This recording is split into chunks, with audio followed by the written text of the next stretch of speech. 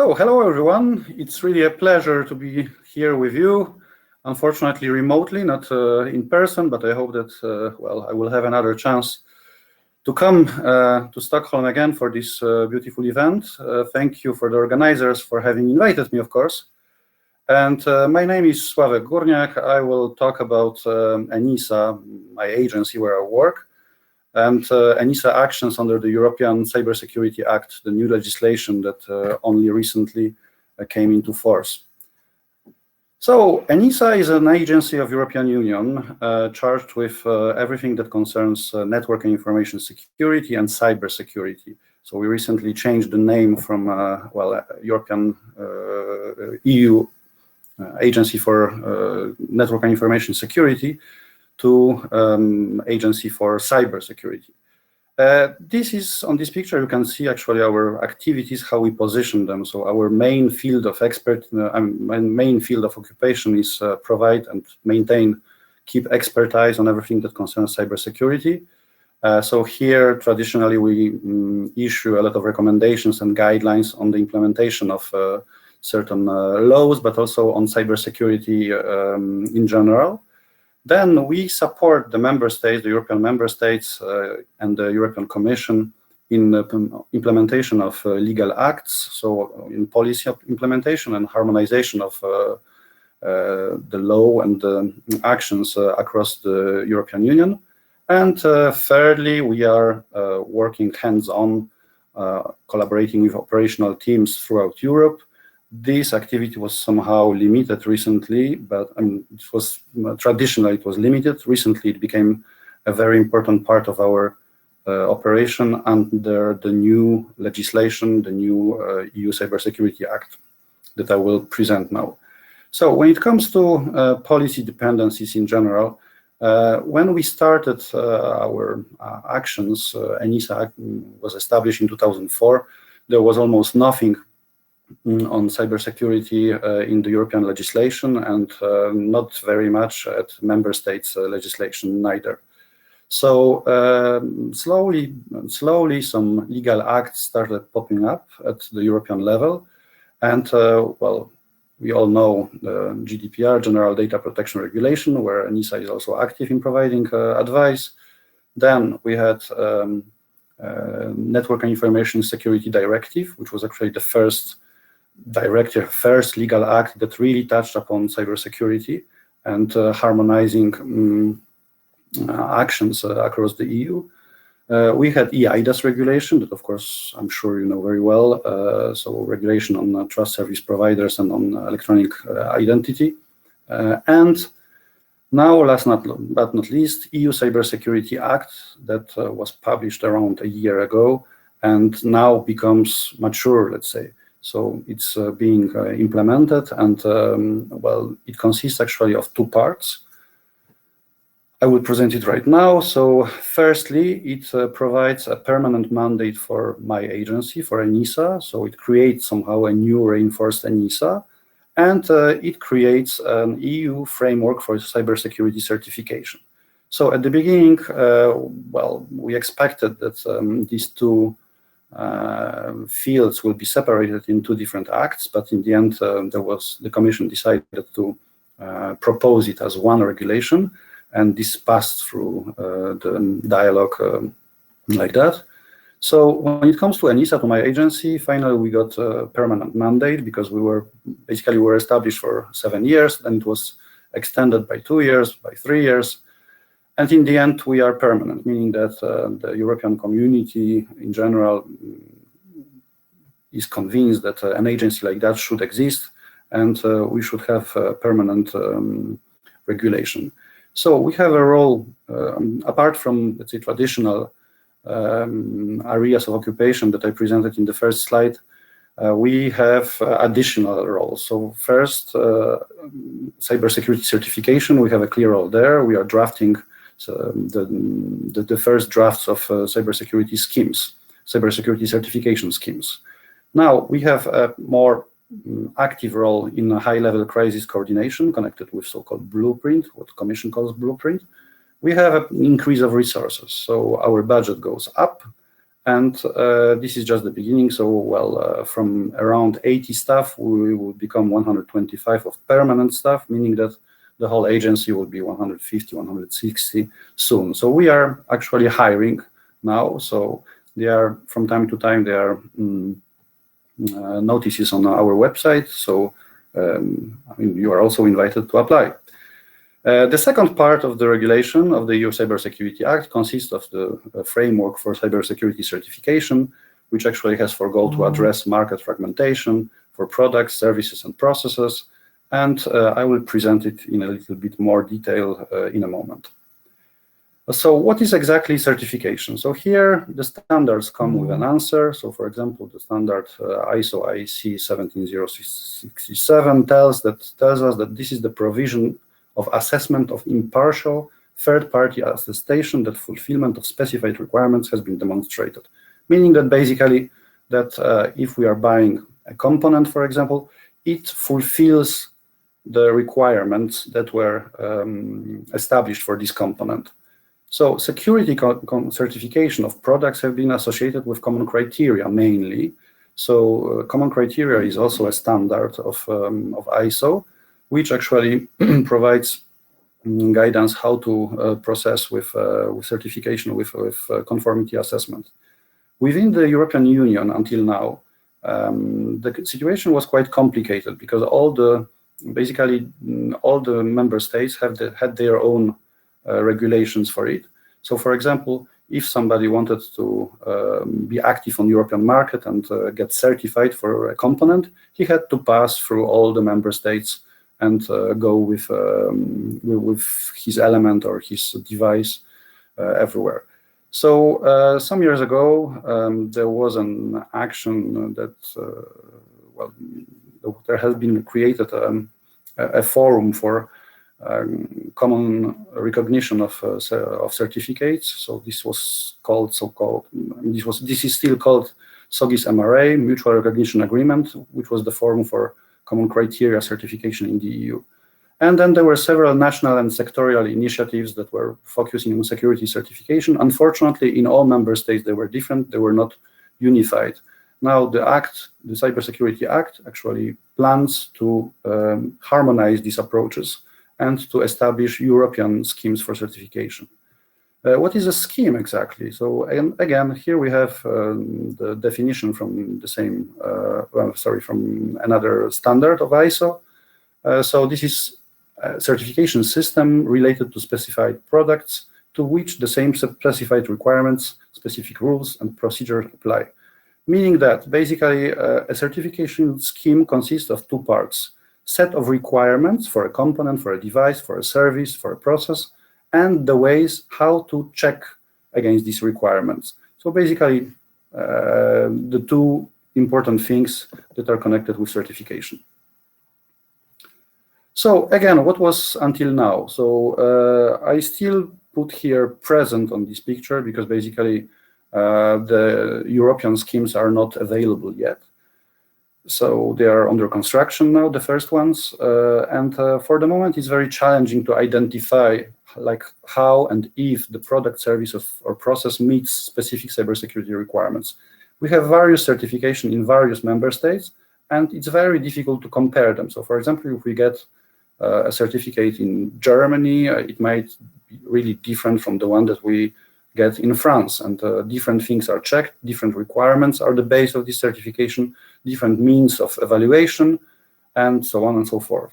So in the future, once the Cybersecurity Act starts, let's say, giving its fruits, we will have a straightforward comparison through common levels of assurance that are defined in the Act, and instead of these scattered certifications issued by member states, we will have one EU certificate for components, for products, services, processes.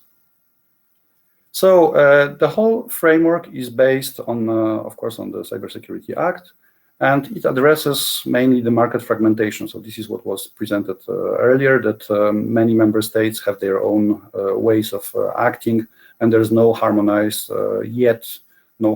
field for cybersecurity certification.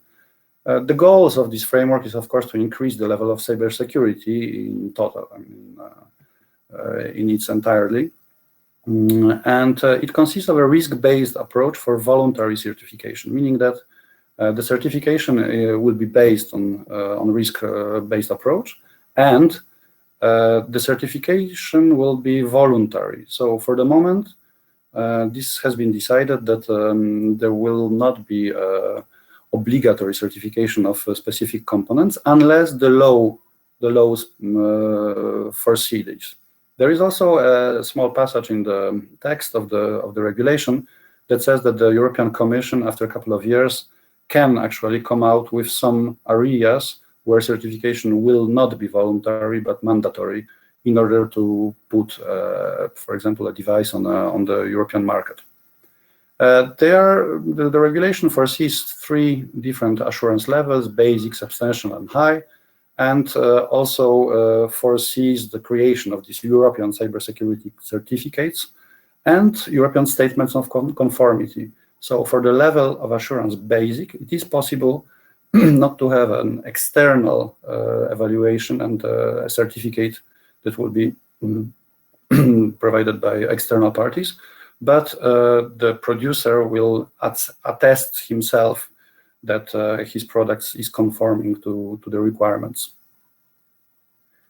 When it comes to ENISA's mission in this cybersecurity certification, so we are involved in many activities related to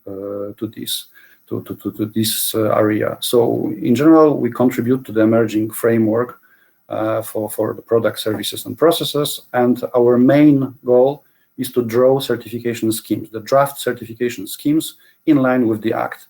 So basically, we are requested by the Commission, I will show it in a moment, for a new cybersecurity certification scheme, and we are obliged, let's say, to draft it. The key outputs of our work consist in, well, this draft and finalized candidate certification schemes. Then we also have some secretarial support for the groups that have been created around the Act and around the framework that consist of member states and stakeholders. We implement and maintain a public website where actually all the information about the schemes will be included. This will be really a huge system showing actually well it will be possible to consult at any time the certificates that were granted for each scheme, and also the schemes. This will be also a repository of schemes.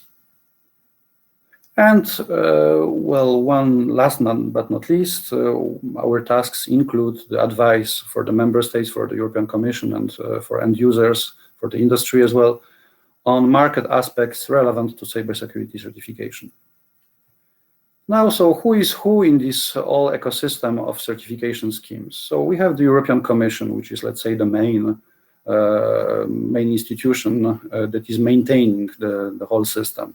So the European Commission coordinates the work on schemes through requests to ENISA. So basically, European Commission maintains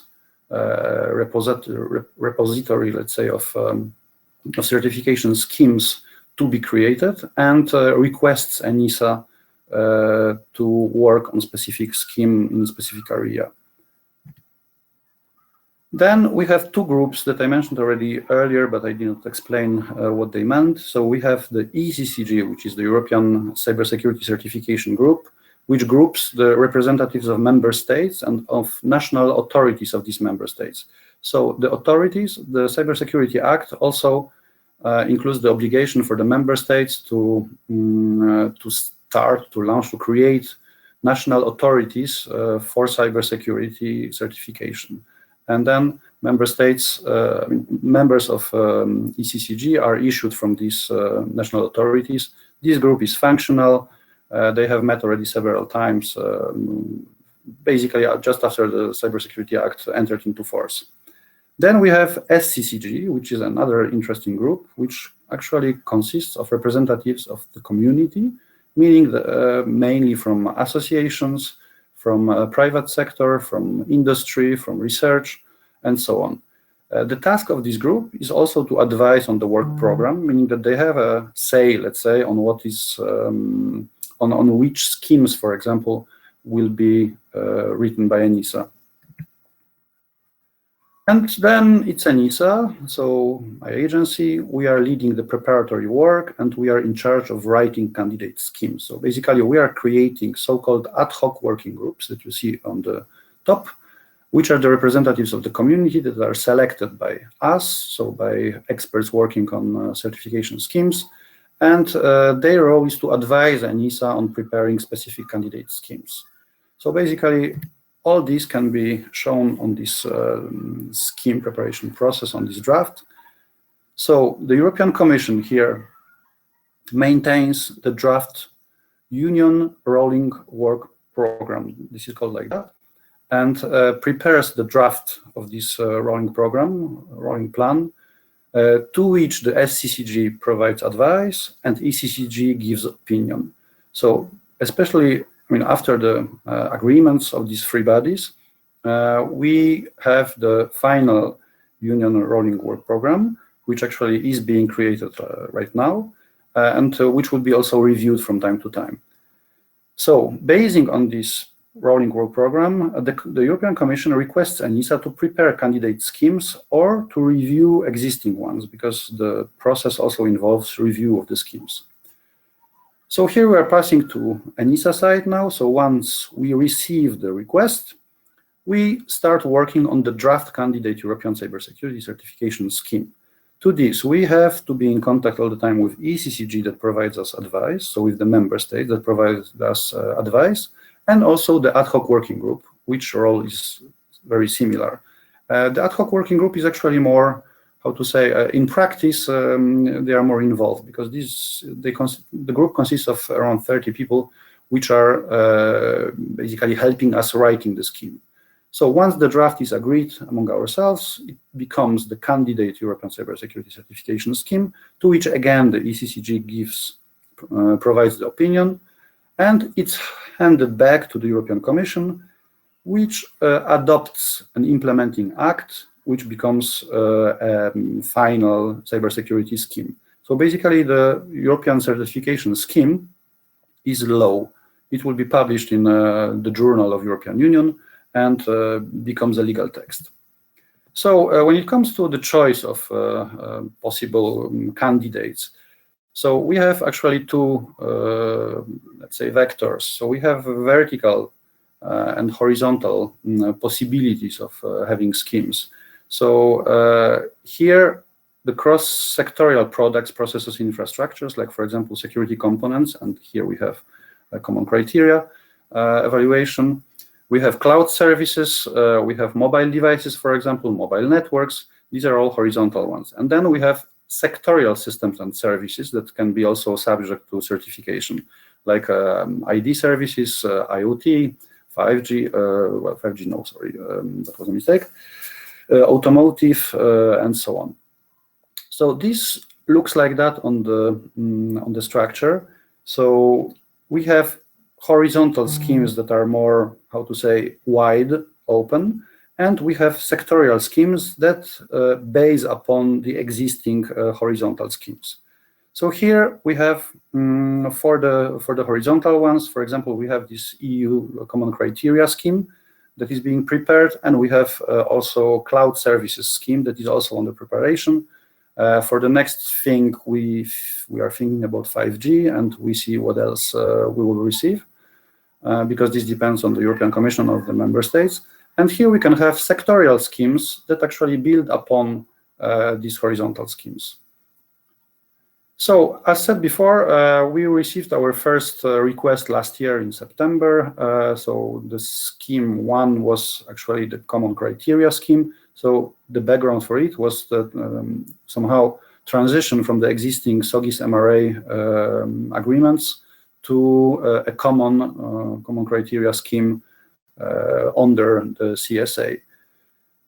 So, well, for the moment, this scheme is being reviewed. So we proceed with a public consultation for what was done until now, and we are expecting this scheme to be ready soon. ready does not mean that it will enter into force on the spot, as I said, but it will be handed back to the Commission probably in the coming weeks.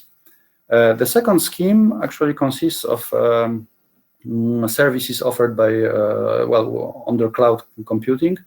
So ENISA was asked to support the preparation of a scheme for cloud services basing on the experience of so-called CSP CERT. That was an activity that was launched by the Commission, and for many months they were working on the basis actually of a potential scheme for the cloud services. So this is also this scheme is also under elaboration. My colleagues actually are very deeply involved in writing this scheme, and we are expecting that the draft will be finalized by the end of the year.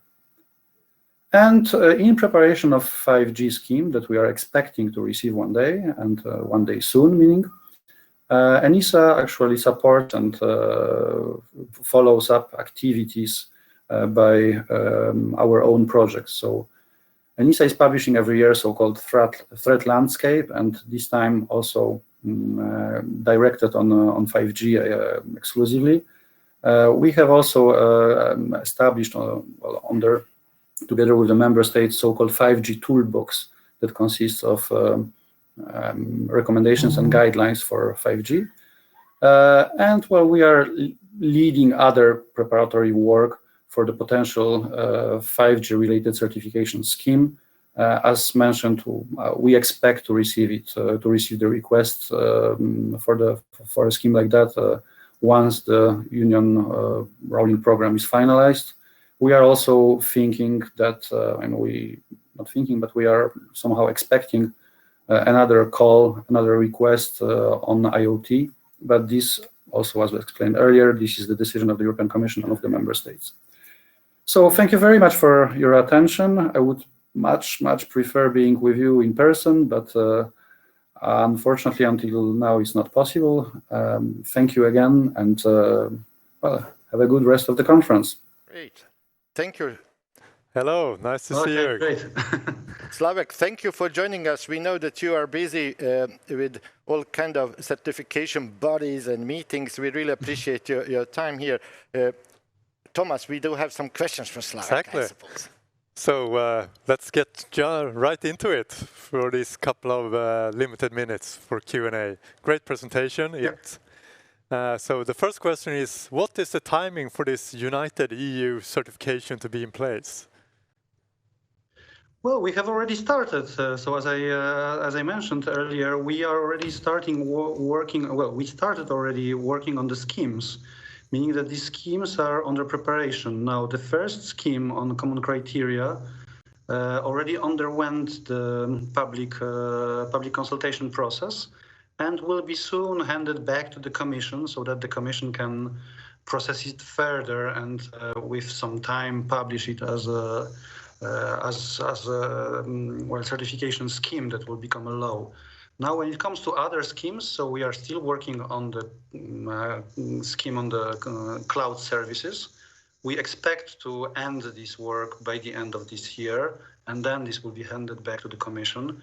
But it means that, well, slowly, step by step, this whole framework is starting, meaning that, it of course will take some time because, we are foreseeing at least a couple of months for elaboration of every scheme.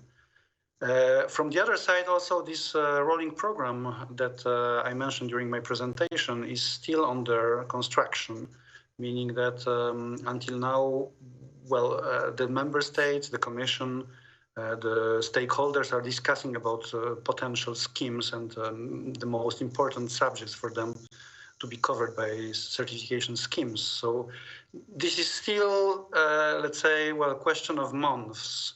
So also even the approval and the adoption of the first scheme that was handed back to the Commission, I suppose that it will take at least some weeks to get approved. And for other schemes, it will take months. So we are at the beginning of the process. Great. Do you know how many EU certification schemes that are expected? Say in short term? Well, or? long I think term? this will be an ongoing process. So, as in my presentation, there will be some horizontal schemes that will cover, let's say, more generally the specific areas or specific, how to say, areas to be to serve as a basis of other schemes, and then there will be probably a multitude of sectorial schemes. But also this is difficult to predict, because basically this depends on the talks, on the discussions between the Commission, the member states, and the stakeholders, whether they would like actually to go to the direction of having these sectorial schemes for many sectors, or they would like also to generalize it and to have less schemes, but then more generic, covering more application areas, more verticals at the same time. So here's one question. We had previously a presentation outlining the difference between protection profiles of PPs or CPPs, collaborative protection profiles within the common criteria. So what does CPPs play any role in the EU certification framework? Well, for the moment, they don't play any role, but we are actually envisaging using the CPPs instead, for example, of standards, when the standards are missing for certain areas. So instead of aligning the certification schemes only with standards, we have also in mind that specific schemes could rely on collaborative protection profiles. This is too early still to discuss, let's say, in more detail, because we are at the beginning of the process, and also at the beginning, as I said, also we are rather tackling the horizontal schemes and not these verticals. So it's still the subject of discussion, and we'll see basically how these discussions where these discussions will go. In any case, we are very, how to say, positive towards collaborative protection profiles, and this also was reflected in some of our studies that we published last year, and it continues this year as well. So stay tuned. Very informative. Thank you. Well, very generic, but I'm sorry, for the moment it's difficult to speak about details before getting actually concrete requests for writing schemes, and also before having the voice of our stakeholders that will help us in writing the schemes. Well, thank you, Slawek. To me, Thomas, sounds like this is actually type of topic that we will need to revisit in the next coming tech days. Slawek, thank you very much for joining us, I guess, from Brussels, and thank you for your time. Yes, thank you very much as well for hope having to see you in Stockholm. And, as mentioned, I would definitely like to repeat this experience live when the situation will allow it.